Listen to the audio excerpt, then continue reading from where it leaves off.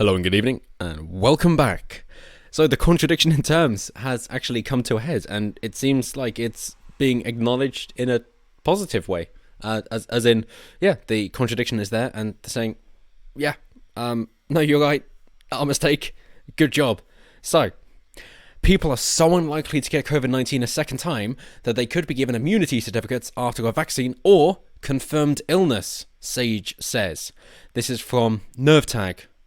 The new and emerging respiratory virus. The new and emerging respiratory virus threats advisory group. NerveTag. That's why they call it NerveTag. So, although it's possible people could get sick a second time, it is rare, they said, with I think 5 global deaths the last time I checked for people who got it the second time. 5. Downing Street has toyed with the idea of immunity certificates in the past, and concept is based on offering proof someone has had COVID or been vaccinated. So, this is a very, very, very important step. It really is. Because I know that what they're saying is, but you have your immunity certificate, and if you've been vaccinated, you can get it. Or if you've already had the illness and we test and you've got antibodies, then you can get it. Well, the thing is, of course, this is going to come down to herd immunity. What I mean by that is, at some point incredibly soon, you'll have the vaccine available for everybody that wants to take it. And of course, you'll have a large plurality of the population, if not the majority, who do not wish to take the vaccine. Perfectly fine. At the moment, they're saying, well, you need to have your blood tests in order to see if you're immune. And some people would rather go for that instead, that they're happy for their blood to be taken instead of anything to be put in. So, okay, fair enough. And after that, you'll then have a small minority of people who wish for neither the vaccine or for their blood to be tested. In which case, you then got that such small amount of people, they go, well, what is the point to restrict their freedoms as well? There is no legitimate scientific threat. The only reason that you would push this through is for totalitarian control. And of course, if they do insist on that, then it isn't just the mask slips, they've just removed the mask completely. And that is an incredibly bad idea. So, I do not think they're going to go that way. Which means it is fantastic news that they're saying, well, yeah, okay, so I know what we said before, which was if you get it, you're not immune, but if you get the vaccine, you're definitely immune. That now they're saying, actually, no, we understand that is a contradiction in terms, and it's fine. If you've had it, then you're basically not going to get it again. They say having it is 90% effective, and the vaccine is 90 to 95% effective. So they're about as effective as each other. And it could well possibly be that by saying, oh, if you've had it, then you might have it again, it's not effective enough. And then, of course, they realise how ineffective their vaccines are, that they were probably hoping for high 90s, if not, basically 100%. But then they realised that the best they could do is 90 to 95. And went, okay, well, shit. If we're saying that immunity because you've already had it doesn't work, then by extension we're going to have to admit that immunity through the vaccines doesn't work because their cutoff is 10% or 5%, whereas of course that's the same as already having it. So in order to say that their vaccines work, they have to say that already having it works, which is brilliant. So maybe it's a good thing then that the vaccines aren't that effective. And I know that I've said before as a joke, as an aside, that because COVID is such a non-issue in the first place, and that the tests for vaccines have to be done on healthy people, that they could just infect them with COVID and go, yeah, they got mild symptoms, it's fine. These side effects, as they say, which are just COVID symptoms, that they recover after a few days, and then their immunity is the same as having had it, that it seems then that the vaccine, receiving the vaccine is the same as being infected with the virus. And as I said before, that if you wish to be conspiratorially minded, that the vaccine is just infecting you with the virus. I'm not saying that's what they're doing. I'm just saying that the results are basically the same. You can draw your own conclusions. So they say, people are so unlikely to get COVID a second time that they could get immunity certificates after a vaccine or confirmed illness, according to Sage. Also, they went on to say that it isn't just you're less likely to catch it a second time, but having those antibodies means that even if you do, you're significantly less likely to transmit it to somebody else.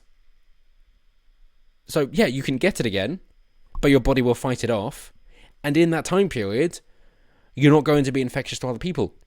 So it's a win-win. Brilliant. So at what point do we say, it seems like we've dealt with this already, and the government took too long to respond and is too slow and too expensive, just like they are in every other aspect? How about we fucking get on with it then? We're aware of the information that comes out. There's always new information. It's always changing. Let us adapt, make do, and we'll be fine. What they're saying here, I shit you not, is to say, if the government kind of fucked off and left people to their own devices to make their own decisions, we'd have the same outcome, except we wouldn't have crippled the economy. And in the US, with their Federal Reserve, 23.6%, about a quarter of the entire dollar bills in existence have been printed in the last year.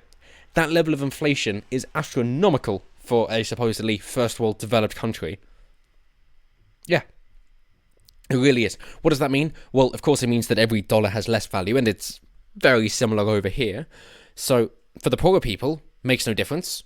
They get the money, and then of course they're going to send it to the few companies that are available, hence the biggest wealth transfer in history, sending it to Amazon and the like, and of course the pharmaceutical companies developing these vaccines. What does it mean for the middle class with savings?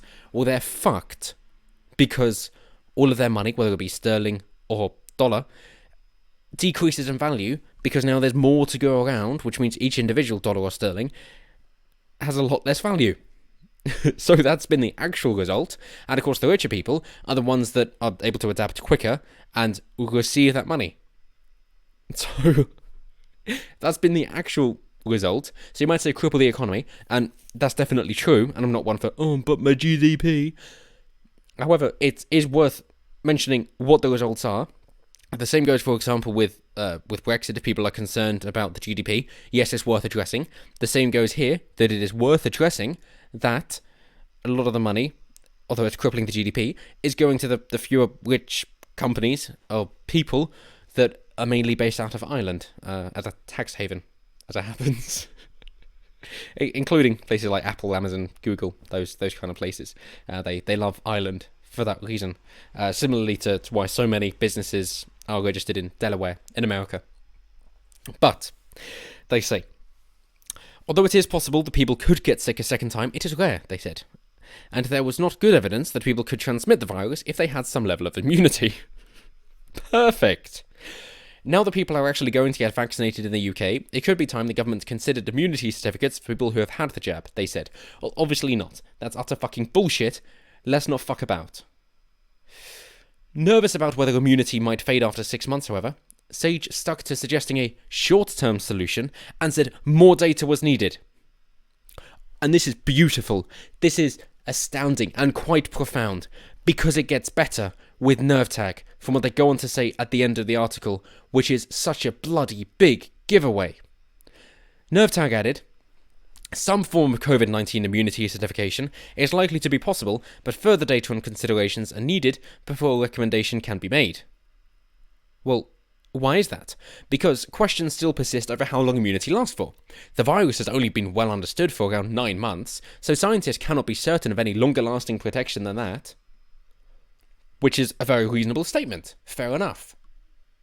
But didn't they say that the vaccine had only been in the works for about 10 months? And yet they're saying that definitely works, no questions asked, that's perfect. So then, what are you saying is the body's response from that? What have you done that's so amazingly clever that we've never seen before and never known possible? Oh, you haven't. But you're saying that you've circumvented what used to take 10 years and you've compounded it into 10 months, and apparently now this is more effective than the body's natural response. I'm going to go with no. I'm going to go with X to doubt on that, if not just a hard no.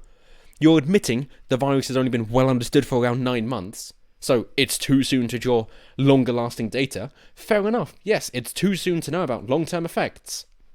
Exactly the same goes for the vaccine. How are you not seeing this?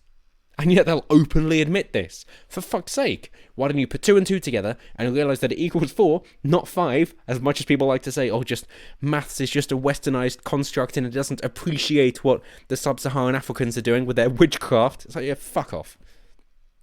It's pretty clear for everybody to see. So that's the way that it stands. So do immunity certificates make sense? Fuck no. Will they try it anyway? Yes, of course they will, because that is what the government does. That's what government always does, and that's what the government is doing here, with a possible rare exception of George Washington, which is also why Washington DC should be renamed, because it is not reflective of what Washington wanted. So no, it should not be called Washington DC. Call it Obamaville or Bidentown or whatever you want, but just not Washington. Please. Please. Please. But it is just what they're admitting here. And surely at this point, it's got to be so obvious. But they're just thinking, well, you know, we can put that forward and say our vaccines are amazing. Yeah, definitely no long-lasting effects. But the virus, we don't know how well immunity lasts. It hasn't been around long enough. It's like, are you not seeing the contradiction in terms there? But at the very least, at least they're saying, yes, having it means you've got immunity.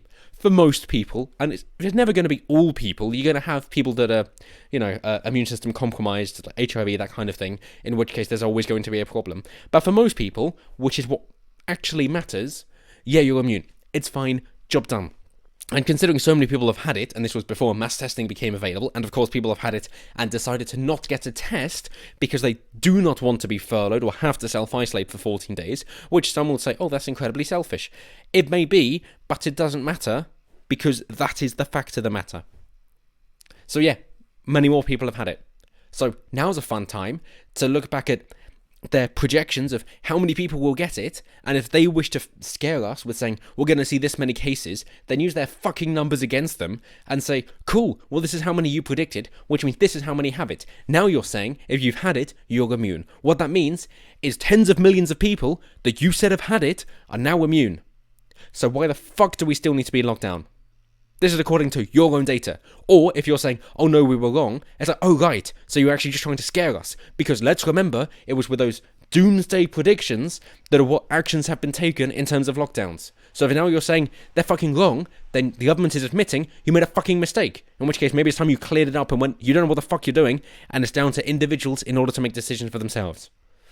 But that's just my 2 cents, and of course this isn't going to get anywhere. So if you do appreciate what we're doing here on the channel, then do please share it out. The YouTube algorithm clearly has it out to get me. So do share it out, it's much appreciated. Like, comment, share, subscribe, all that stuff. It's supposed to help the YouTube algorithm, but at this point I think I'm too far gone. So sharing this directly does help out a great deal. Thank you for all your support. Let me know down below what you guys think about it. Always intrigued to hear what I have to say. Stay tuned for Sunday 4 PM, where we have started and will continue to do our podcast for the roundup of the weekly news that normally goes unnoticed. And until next time, as always, have a good one.